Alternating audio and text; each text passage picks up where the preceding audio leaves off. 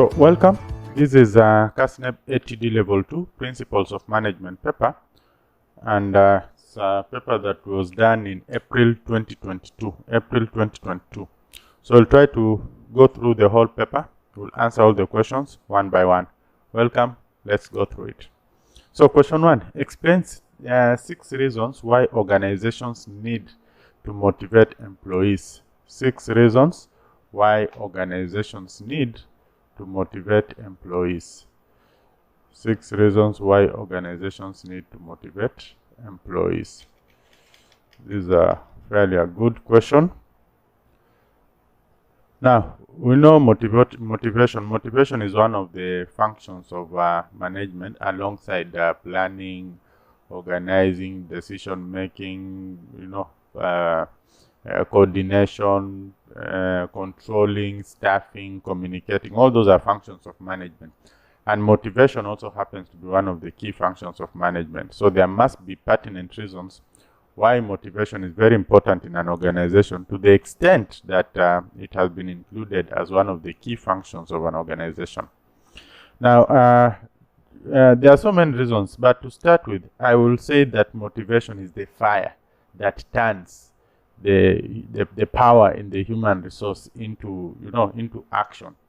Otherwise, without motivation, people might just remain idle. So I will say motivation is the power behind the action in any organization, because motivation has something to do. It wakes up the inner morale of a person and encourages him to be productive. And at the end of the day, we now get to reach the organization's goals. So we can talk of waking up the inner morale of a person, and in the process, basically, you convert the power in this human resource into action, which is necessary for any organization to realize its dreams. So I will say that is my first reason why organizations need to motivate employees, in order to put the human resource into action. Otherwise, without motivation, this human resource might just remain idle, and we might not get the most out of it. So to put the human resource into action, motivation is very important. It is the fire that rekindles the resource in the human beings, so that we can get something out of it. Then, when we talk about productivity, it enhances or improves productivity. Productivity are the output of the results of our effort.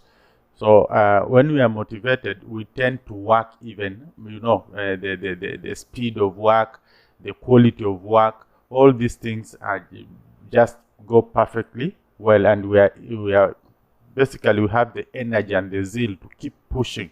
So at the end of the very day, at the end of everything, we expect productivity and results to basically reflect that. So it helps us achieve results. It helps us improve on the productivity. And we might also want to talk about efficiency levels, efficiency and effectiveness. There's a difference between efficiency and effectiveness. Efficiency has everything to do with the time management, time that we use to get a job done. So with motivation, we basically use less time to get a job done.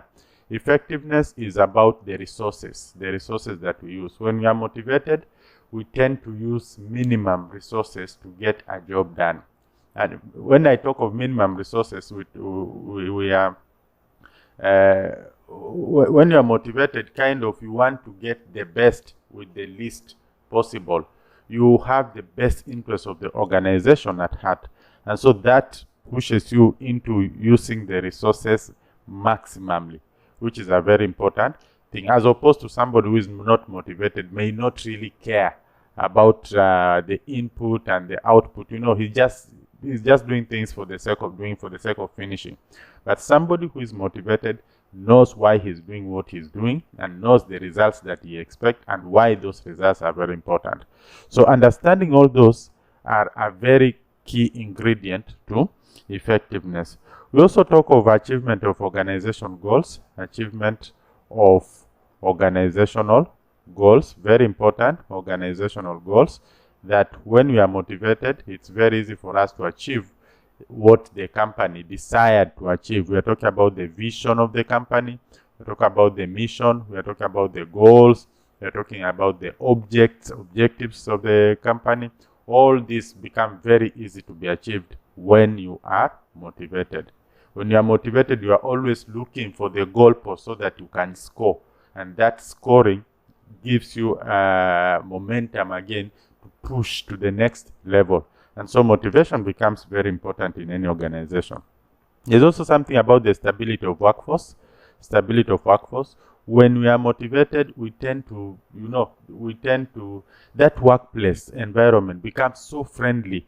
There is a lot of, in fact, this can be another point, there's a lot of teamwork.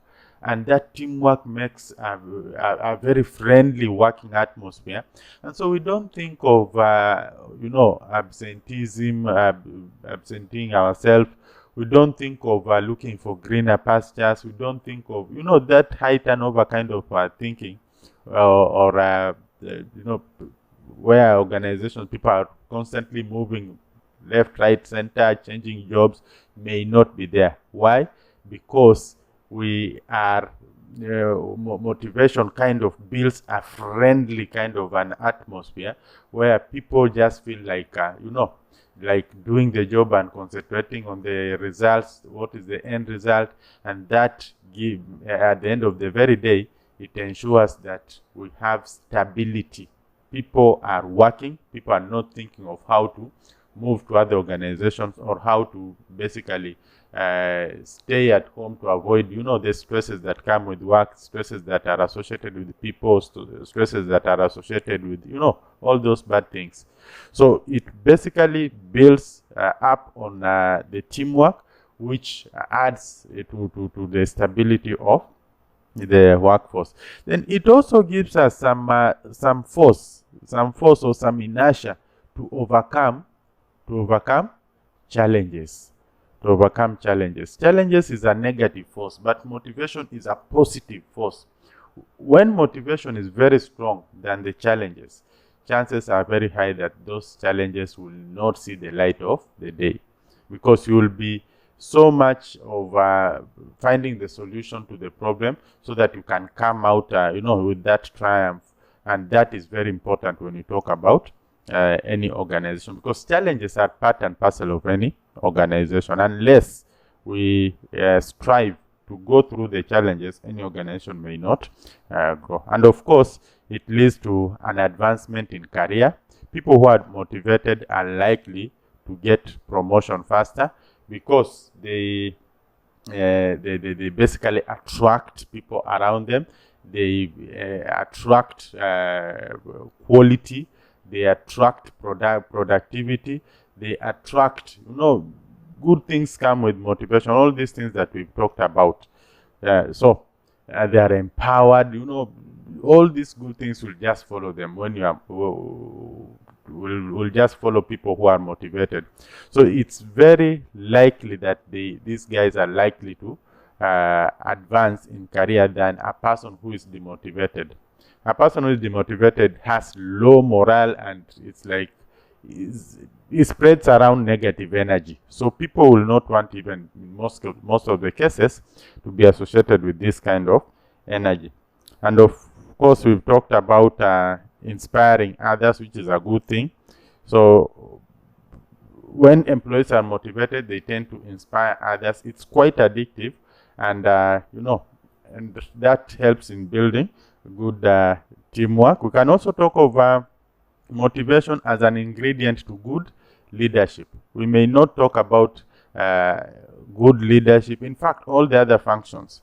Good leadership, we talk of good communication, we talk of, everything, good controls, good coordination. So it's an ingredient to all the other functions of management. When people are motivated, they tend to plan well in advance. They tend to check if there are any variances and take corrective actions. They tend to make sure that there is a seamless flow of work, so that at the very end they get the results that they so much desire to get. You know, they tend to make sure that they are focused on the goals, you know, the direction of the company, because once they achieve that, whatever the company is supposed to achieve, they feel excited. So it basically supports all the other key functions of management, and we've said that the other key functions of management are planning, controlling, organizing, coordinating, you know, staffing, communicating. So if you check through all this, you'll find there is a role of motivation in all these. So there are so many points we cannot even exhaust here. You might be talking about closer to 30 points.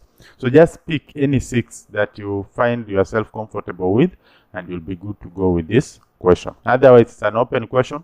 Think of all these functions and ask yourself how motivation possibly comes in all this, how it influences all this. And that could be one of the reasons why it's very necessary for us to motivate who? The employees. Then question 1B. Question 1B, highlight 4 features of well-written objectives. Setting organizational objectives is essential for effective planning. So highlight 4 features of well-written objectives. The 4 features of well-written objectives. Now, the 4 features of a well-written objective. Any objective, the answer to this question is straightforward. Any objective must be smart. Objective must be smart. So these are the 4 features of a well-written objective. A well-written objective must be specific. Specific in terms of what is it that you expect out of this objective. So maybe I'll give an example of an objective: to sell 50 units of bread every day. To sell 50 units of bread every day. To sell 50 units of bread every day. So the specificity of this objective here, this is an objective: to sell 50 units of bread every day. So how specific is it? We are talking about units of bread. So you need to be very clear. Not so many things. Be very clear on what exactly do you want. What are we talking about? We are talking about units of bread here. We are not talking about any other thing. That is the specification that we are talking about. So be specific. What is it that we are talking about? Measurability. Features of a well-written objective should be measurable. A well-written objective should be measurable. Can we measure how many units of bread you have sold in a day? Yes, we can.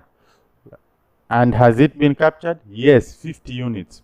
So measurability is the ability to basically check your progress against what you had anticipated.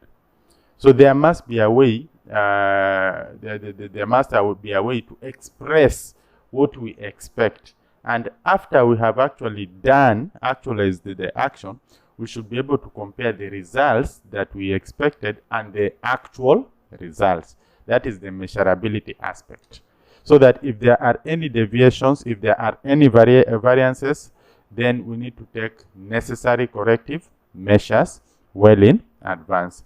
So measurability here is about the ability to check on to basically put like a number or to be able to see the extent to which we have gone in terms of achieving that particular objective. It should not just be a blanket statement which at the end of the day cannot be used to possibly tell us, pass some information around back to us. Then attainability. This is attainability. Attainability. Is it attainable? Is it attainable? Is it achievable? That is the question we ask ourselves. like to sell 50 units of bread every day. Is 50 units of bread every day possible? That is a very important question when we are talking about objective. The objective, as much as they need to be ambitious, they should never be over ambitious to the point that it demotivates. You know, if I know I can't achieve it, then it might have a negative impact on me. A good objective should be an objective that gives somebody a chance to even surpass it, so that when he surpasses it, you can give him an outstanding performance. There's a reward that is associated with an outstanding performance, and we can only talk about outstanding performance when one surpasses the objective in question. So it's not that objectives must be so far-fetched whereas to the extent that somebody cannot achieve. No, they should be attainable, and even perhaps give a chance for these people to outdo those the objectives, so that they can also get some rewards for performing better. Then they should be realistic. They should basically go well with the environment. You know, sometimes you come up with something that is not practical. So it should be something that should go well, should augur well with the environment in question. You know, something that it's not far-fetched, it's not remote from the environment. You should have considered all the other factors, all the forces. We're talking about the political forces, something that is doable. You know, sometimes you come up with something that will be frustrated right from the onset, or you come up with an objective and you don't give somebody the powers to do that particular, whether it's an action or what. You know, if I give you a certain job, I expect this from you, then I should be able to give you the powers to do that particular job, the tools for work. So the reality here that we are talking about, being realistic, is that the objective in question should match the environment that we are basically, you know, presenting this person to. In this kind of an environment, can he achieve this objective? That is being realistic and being connected to the environment. Then the time bound. It must be time bound. There must be an element of time in there must be an element of time when we talk about objectives. Yes, we are talking about 50 units, but after how long? Is it after 1 year? Is it after 1 month? Is it after 6 months? So that element of time is important. In fact, that is what makes an objective, because it gives a constraint that this has to be achieved within this time frame. So you can see, like here we are talking about 50 units of bread every day. So every day becomes the constraint that we have. That every day I have to sell units of bread. How many? 50. Is it achievable? Yes. Is it measurable? Yes. At the end of the day, I'll be able to see how many I've sold against and compare against the anticipated figure. So these are the 4 features of well-written objective. You need to mention them the way I've mentioned them, and then just do a simple explanation on each of them to explain what they are all about. Describe 5 negative effects of rumors in an organization. Now, rumors. This is also called grapevine. Rumors is as a result of failure of good communication. So communication needs to be done in a proper manner. And when we talk about in a proper manner, it should be very clear what is to be communicated, who is to communicate, why he is communicating, when, very important, especially when we talk about rumors, where he communicates this, for who, for whom. This is very important. All these questions are very pertinent. If you delay in any of this, or if you don't do any of this right, you are simply attracting what? Rumors in the organization. Something happens and you are not communicating, or you do something, behind the screens. It's an avenue for rumors. Very important that information comes from the right party. You delay giving the information, other not necessarily right parties will now start doing that, spreading the information. And how will they spread the information? Maybe not in your interest. So basically check all this when we talk about good communication. Now, what are the negative effects of rumors in an organization? Number one, it can be a source of stress and anxiety. Stress and anxiety. When people are not so sure, they start spreading rumors, grapevine. And some of this grapevine, because it's from sources that cannot be confirmed, some of them are injurious to the organization. They are very harmful to the organization. They might be touching on other people. So at the very end, these other people might, stress and anxiety. For example, if there's a rumor that the company is going to be closed in the next 2 weeks, so you can see stress and anxiety, especially to people who don't have any other place to go to work within a short time frame. We are also talking about strained relationships, especially if there are people who are spreading rumors against others. So at the very end of everything, it basically constrains, and and I think this can be a different point anyway. It constrains teamwork because of the strained relationships. Strained relationships which end up constraining teamwork. Will be some of the negative effects of rumors. You don't expect to have a good teamwork, people working together, a very strong bond, when others are spreading rumors on others and maybe bad stuff on others. So there are people who dislike this kind of behavior. In fact, most people, and so it's likely to have negative effects on teamwork. It will also affect the work quality. Mostly this time, work quality, and I also talk of productivity. It also affects productivity. These people who spread rumors, they spend a lot of their energy collecting information and passing this information to others. So at the very end, instead of working, they are busy collecting this information, and rumors can be so sweet. So it basically consumes most of their time at the expense of working. So it decreases productivity, it affects the work quality, and those can be even different points. So as a result of stress and anxiety, we might be talking about high turnover or absenteeism rate. All these can be different points. You can choose high turnover is different from absenteeism. So people might, because of the unnecessary rumors, like the rumor I gave you first that we are closing the company in 2 weeks' time. No, people start looking for other jobs. And at the very end, we are talking about high turnover. Some other stresses just like they affect somebody directly to the point that this person will now not feel like reporting to work, and that attracts what we call absenteeism. Other rumors might end up all the way to courts of law, especially if we're talking about malicious, and they end up maybe affecting the reputation of somebody. So some might end up in court, especially if you're spreading things that are not true about somebody, and they end up causing damage, a lot of harm to that person.